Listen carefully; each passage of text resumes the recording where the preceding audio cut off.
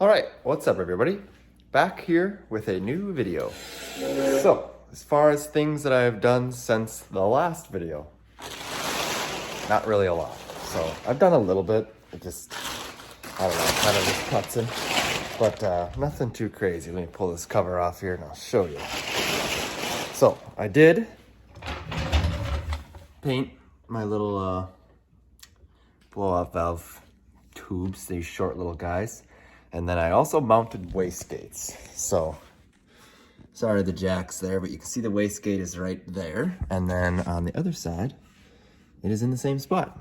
And so I did want to put it right here going forward, but bumper was in the way. So up there is where it had to be. If you can see, I actually started getting a little bit of color in some of my welds. They don't look too bad. So that's pretty awesome. But pretty much done now with all the turbo stuff. I got to weld a couple O2 bungs on. I did get the EGT bungs on, which was just miserable. It's not hard, it just takes forever. Just a lot of drilling and stuff. But we are now on to the trunk situation. So this trunk has been pretty much the same since years and years and years ago. And then I've modified it and other people have modified it, and it just kind of turned into a disaster. So we cut most of it out. It's still pretty messy. I got to figure out the whole floor situation, but I'm going to build some bars to mount this fuel cell for my 4-pump fuel hat. And so like with everything the way it was last time, or the way that the trunk's been for years, it just wasn't going to happen. So I got some redoing on a whole bunch of wiring and stuff now too, since I don't have radiator fans back here or a water pump. So I'll probably end up eliminating one of those relay things and just use all 4 of them just for the fuel pumps. But then we're gonna replace all this with a big piece of sheet metal. And then I did cut a lot of the bottom off here. And my plan is to weld from the shock bar to this bar. So I made these because we were gonna put that rack on the back of here, like a trailer hitch style kind of. And it was just too flimsy because it doesn't actually attach to the frame. So now we're going to attach it to the frame, and then I'll do a bunch of gussets off the side, you know, to the bars. But I went to Racecraft, picked up some chromoly, so shout out to them for that. So here is the first bar, all notched and ready to go, cleaned up. Let me show you what I am using for notching. This is a Harbor Freight notching tool, and it was $54. And for $54, it really ain't that bad. Everything you read online, they say that the center line of like your cut to where your pipe is 50 thou off. So I have these little, mine is about, I don't know, 25, 30-ish. So I have 1/32 shims in there, and it makes it way better. But yeah, so this is not centered with this, and that's why I have the shims there. But like I said, for $54, sure as hell beats grinding, especially doing these wastegate pipes, because as you've seen there, you know, they got a pretty wicked little angle. So to grind that out just really blows. It takes forever. So now basically today, you'll just see a bunch of videos of me getting these pipes all figured out. So I have the marks of where they need to be so that the fuel cell fits right. And that is this mark here and this mark here. And then I'm gonna get those tacked in and then get them tacked up on my my parachute bar there. You can see I kind of ground all that up, and yeah, it shouldn't be too bad. And then obviously once I get all this done, I'm gonna do some cleaning in here. So with the radiator fans, when they were back here, all it did was stir up any bit of dust on the road. So the radiator, the rear end, nasty. Shocks, everything nasty. So I'm gonna get all that squared away, do some new brackets so I can hang this huge transmission cooler, get all that right, and I'll show you all that. I'm gonna do my best to keep on filming. And then one other thing we might do this weekend is pop the pan off of that transmission and switch the valve body. So that transmission is a close ratio turbo 400, and it was used in factory stock in a Mopar actually.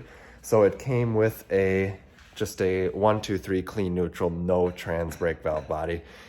That was what was in it. And then he sent me a 1, 2, 3 clean neutral with a trans brake, and it's Cone's rapid reaction or whatever.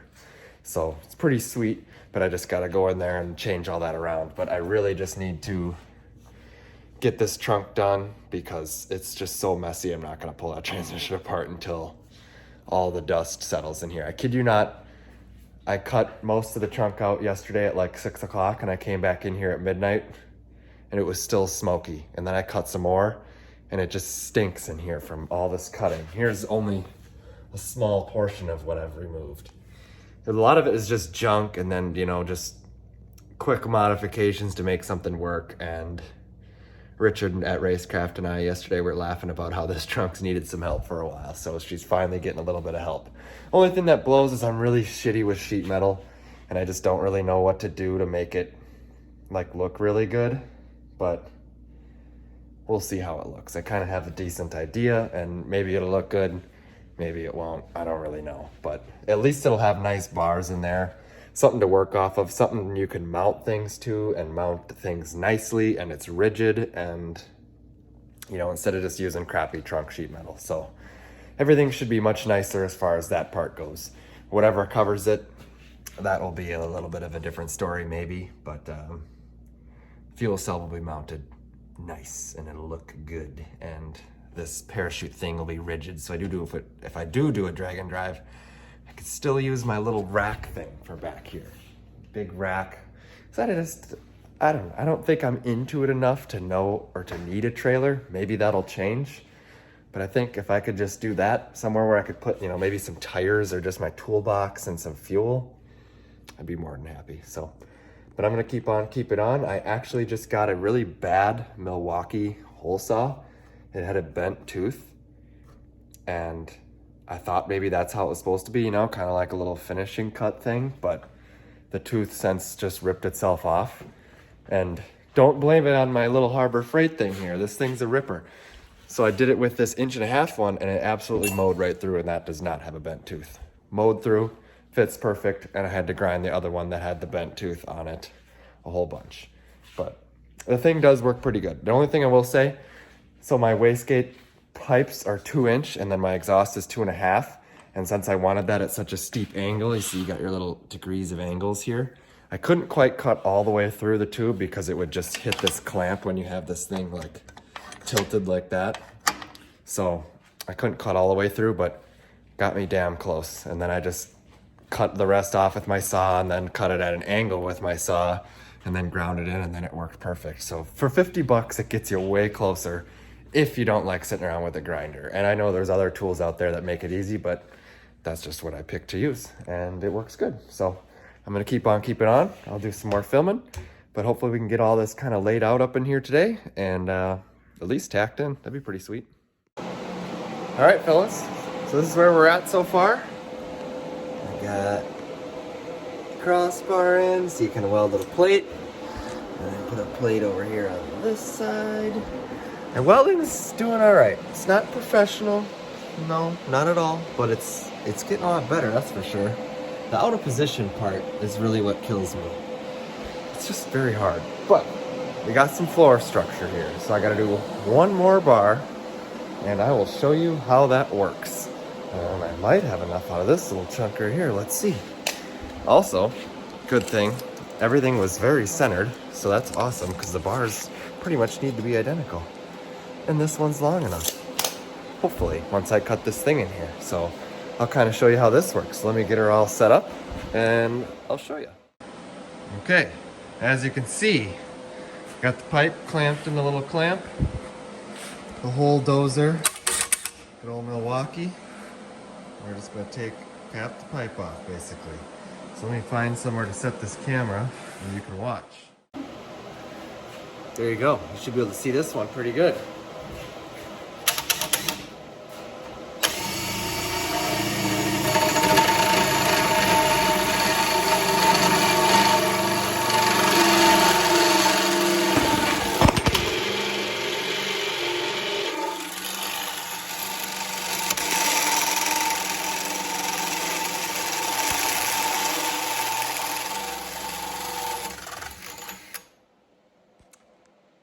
Well, we had a camera mishap. but you get the point. So obviously it comes out a little rough, but you just gotta clean it up. This is a lot closer than, you know, doing it with a hand grinder or something. Obviously that works, and that's how a lot of people do it, but I'm just not good with a hand grinder at getting that stuff, you know, so it's like perfect. So this gets me damn close, and then I just gotta work it in. But for 50 bucks, it's pretty nice. And I just got it clamped in a vise, you know, you could put it on here. I don't think I did. I didn't last time because the pipe was too big. I probably could now, but I just didn't. But a lot of different ways you can use it, but it definitely works pretty damn good for, you know, just simple things like this. I mean, not like I'm doing anything crazy to this, you know, building a roll cage or anything, just some straight bar on some straight bar. It's relatively simple, but it is pretty sweet. Also, this little portable bandsaw is also a complete unit. So these 3 bolts, you can take this thing off of the stand here and just freehand cut with it. It's pretty awesome, but check this out. 065 chromoly.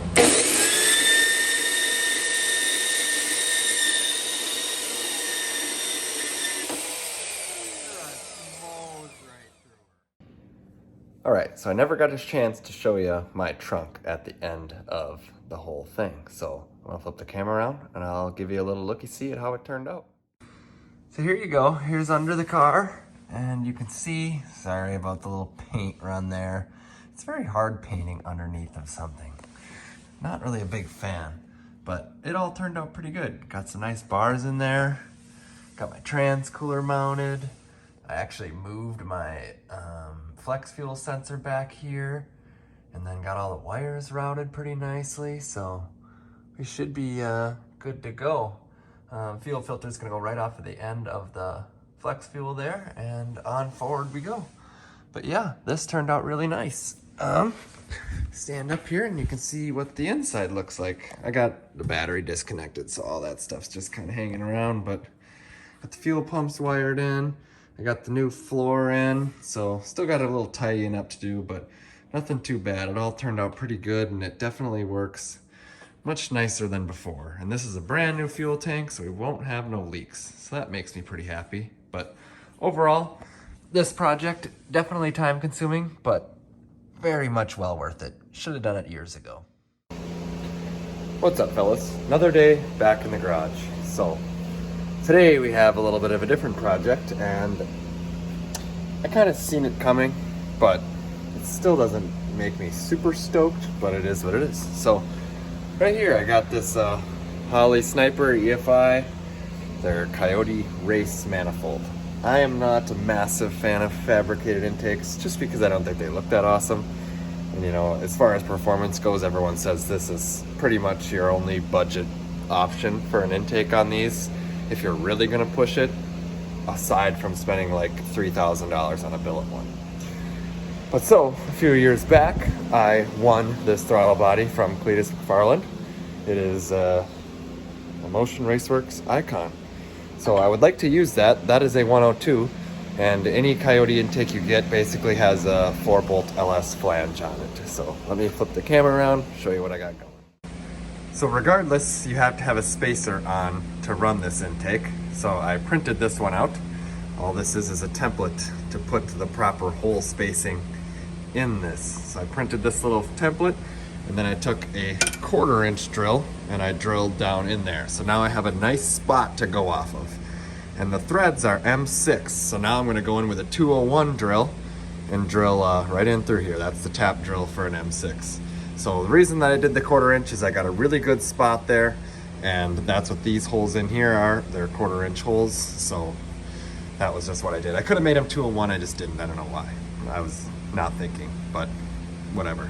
Probably because then I could bolt it on and try it out. So I just kind of winged this spacer. It's 400 thousandths thick. We'll see exactly how it fits, obviously, once I can bolt the throttle body on for real using this thing. But I'm just gonna printed this one so I can get some holes in there, and I'm gonna try to come up with an idea here to make this whole thing work, basically. So it might be a little tricky, but now I'm gonna jump in with the smaller drill and go ahead and drill these out.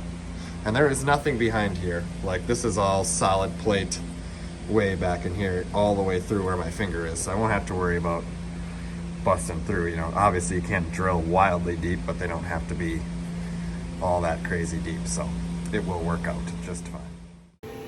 All right, so the last thing you seen there was me getting that plastic spacer all set up. So that did work. It is thick enough, and obviously I don't really want to go any thicker because it just makes things more difficult as far as the charge pipe goes. And it can't really be any thinner because then the arm for the throttle blade will hit the intake. So I am going to go ahead and run with this. If I was to make it any thicker, it would have to be like a 1/2 inch thicker to make the motion throttle cable bracket work, but I'm just not going to do that. I'm going to figure out a different way, you know, for the whole throttle bracket setup. So today we are going to machine that thing out of billet. So I'll kind of show you on the computer what I got going on. So there you go. There is our plate, and there is our simulation. So this should run pretty dang good. This is basically just side 1. Completes it all, and then we'll just gently clamp on it for side 2 and take the rest of the material off. So it should work pretty good. Just gotta have a little messing around here, you know, programming, and get the machine all set up, and we should be good. But that's it. That's what she's gonna look like. There you go. We got our plate. We got our program loaded. Run program.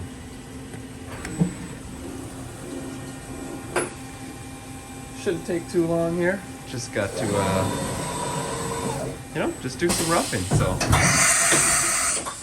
there's our face mount. She can move down here. Take about 50 thou off the top. So let me get the doors ready.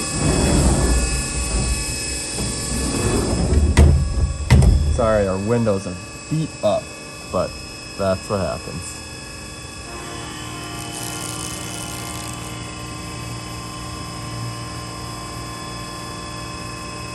And there she go. I'll keep posting or putting some videos in here as it goes.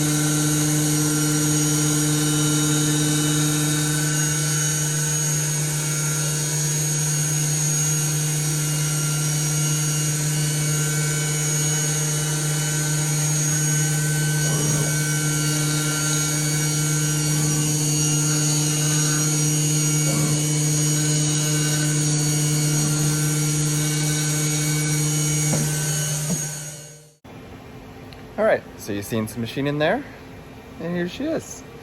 So basically, to do the second side, I just profiled around the thing, left a little bit on the wall, of course, because you don't want to mess it up, but that just gets that ribbon off that is hanging out there, you know, from machining so far down and then leaving your extra stock.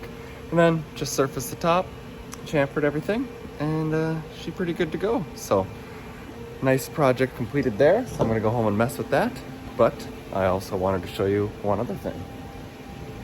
So I've been slowly putting this engine together, probably have about a week and a half into it. I mean, obviously not of time, but just, you know, a little bit here, a little bit there, but got a crank and we have a short block.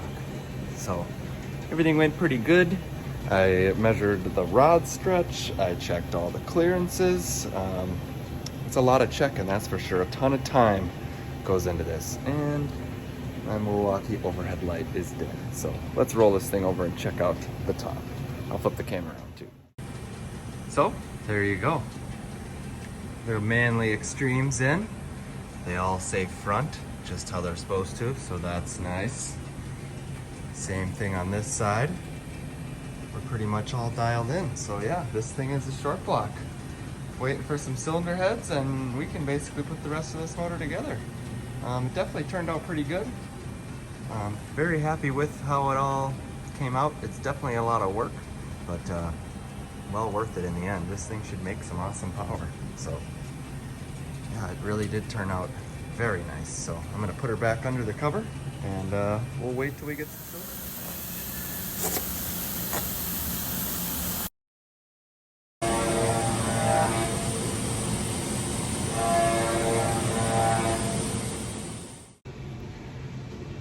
Hello. So definitely, if you're watching this video, it is a conglomeration of a lot of different videos. But standing here with pretty much a complete motor. So there you go. I got the front cover all painted up.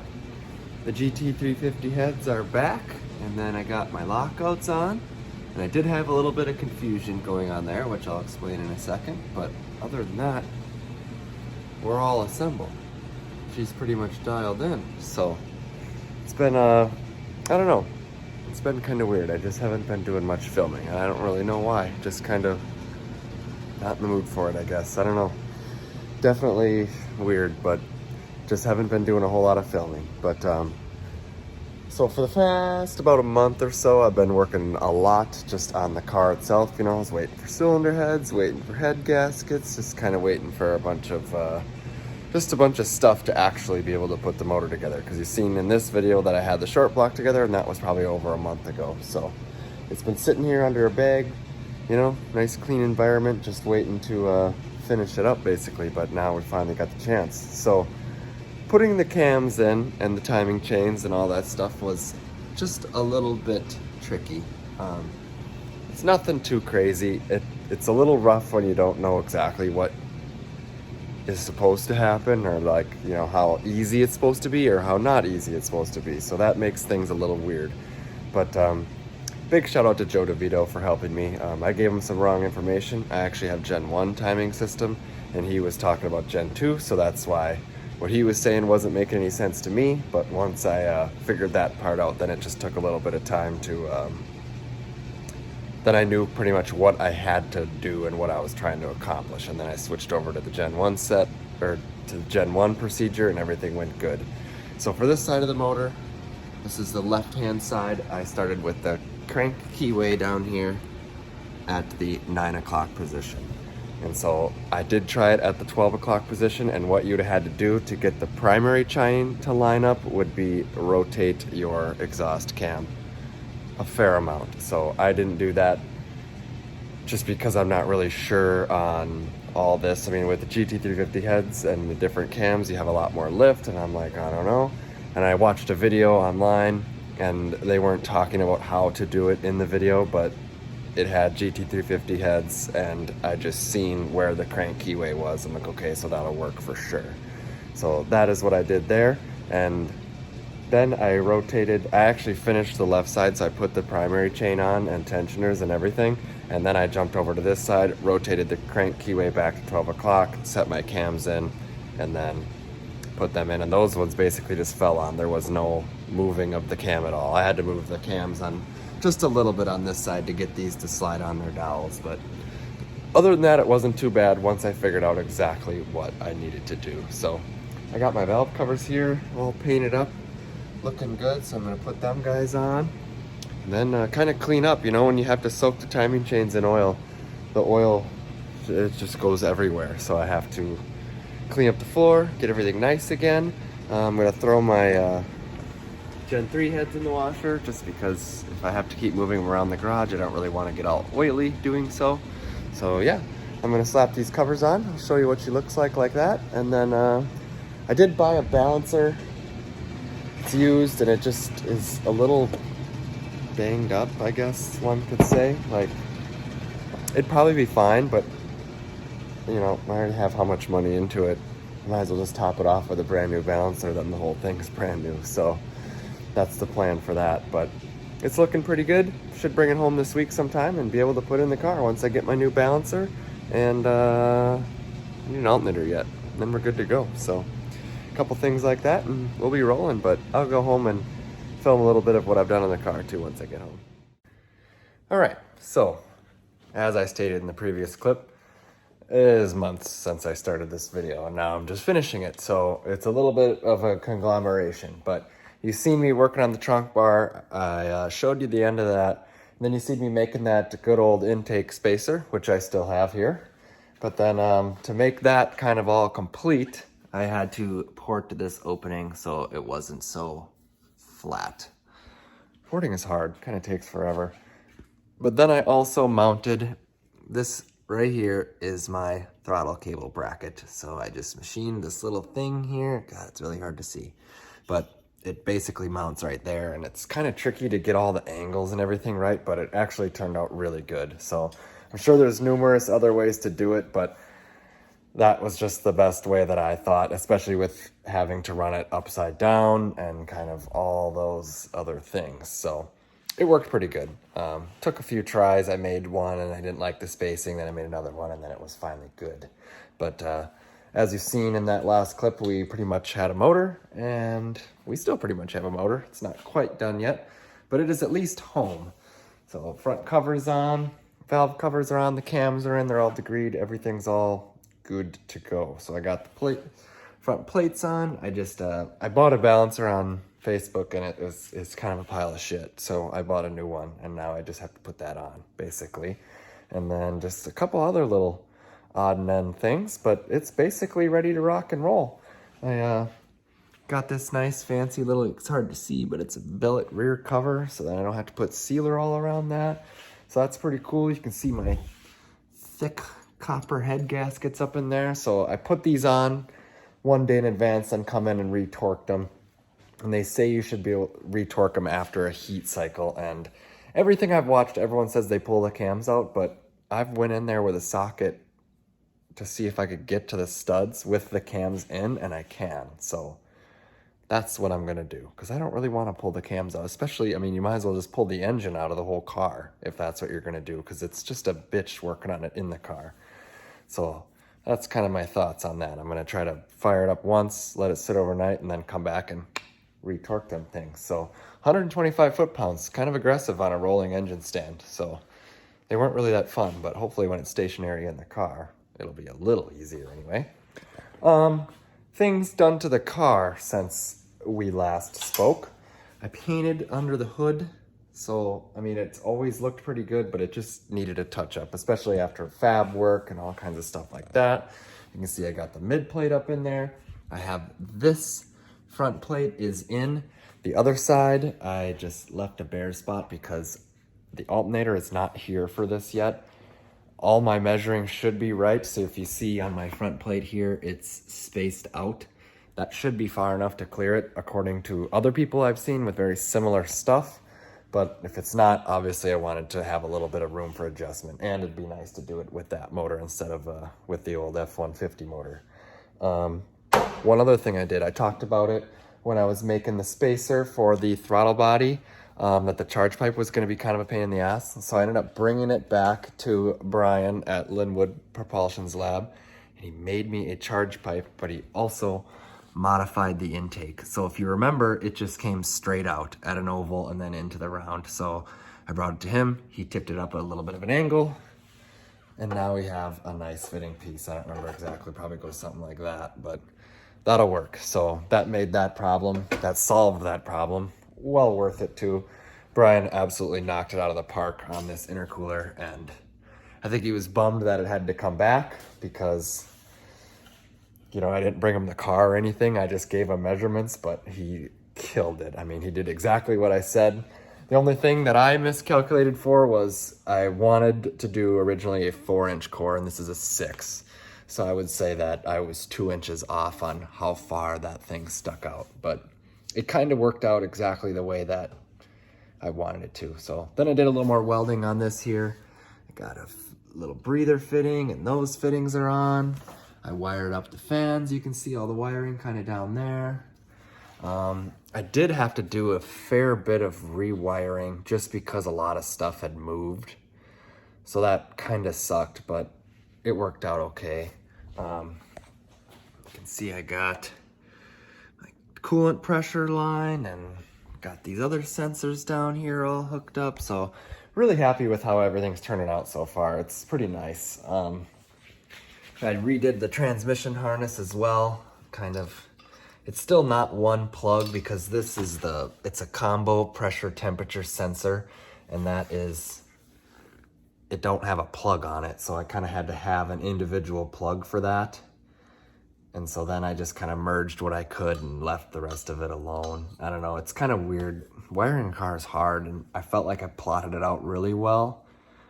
But looking back now, I think maybe I could have done some things different, but I didn't dig into it far enough to actually know. I did make this cool little block here. It's basically just a -6 manifold. So I didn't like using all the T's and all that stuff, so I just made this little thing so the pressure sensor can thread in, and then you just feed it one line, and then you got your outs. And I'm gonna kind of plumb this. I know these Coyote motors are finicky with charge pressure, so this is like a 60 PSI pressure relief, or 70 or something. I think it's a 60, but it really works at 70 because I've had it on before. So I'm gonna put that in there so my charge pressure never gets over 70, and then we're gonna use the old dump valve just for some spool assist. And I know that the Turbo 400's plumbed a little different, so maybe this will actually work nicer in certain scenarios, but that's all down the road stuff. So other than that, it's just kind of been tidying things up on the chassis. You know, all of it was honestly pretty boring. I still feel like I should have done better at making videos, but I didn't. It's just, honestly, it was a lot of painting and finish welding and random things, but it all turned out really nice, and I'm very happy with it. Lately, it's just been more painting. I painted these valve covers that are on here. I painted this tank. This is my coolant overflow tank. Obviously had to paint this. I got the water pump over there hanging, so just lots and lots of painting. But we're about to the end. I'm hoping to put this motor in this weekend, and that is where I will start our new video. So thank you all for watching. Don't forget to comment, like, subscribe. Should have some more videos coming, especially now that the car's probably going to be running here, hopefully within a month. So that'll be super awesome. But like I said, a little bit to tidy up on the motor, and she's ready to go in. So thank you all for watching, and we'll see you next time.